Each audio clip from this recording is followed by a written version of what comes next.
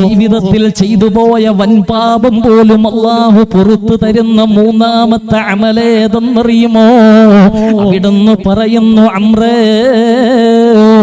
സമ്പത്തും ആരോഗ്യവും എല്ലാം സമർപ്പിച്ചുകൊണ്ട് അല്ലാഹുവിന്റെ പരിശുദ്ധമായ കഅബാലയത്തിലോട്ട് ഹജ്ജിന് വേണ്ടി പുറപ്പെട്ട് കഴിഞ്ഞാൽ, പരിശുദ്ധമായ കഅബാലയത്തിലോട്ട് ഹജ്ജ് നിയ്യത്താക്കിക്കൊണ്ട് കടന്നുപോയി കഴിഞ്ഞാൽ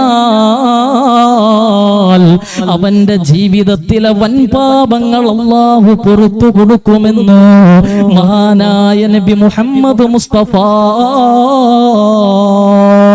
അൽ ഹുജ്ജാജു വൽ ഉമ്മാറു വഫ്ദുല്ലാഹ്. ഹാജിമാരെന്നുള്ളത് നിസാരക്കാരല്ല സഹോദരാ.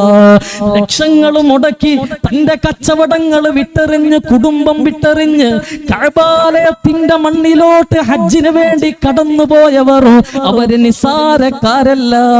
ഉംറയ്ക്ക് വേണ്ടി കടന്നു പോകുന്നവരും നിസാരക്കാരല്ല.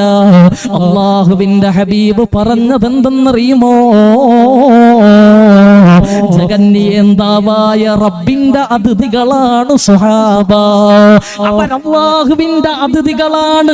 അവരെന്ത് ചോദിച്ചാലും അല്ലാഹു കൊടുക്കും സുഹാബ.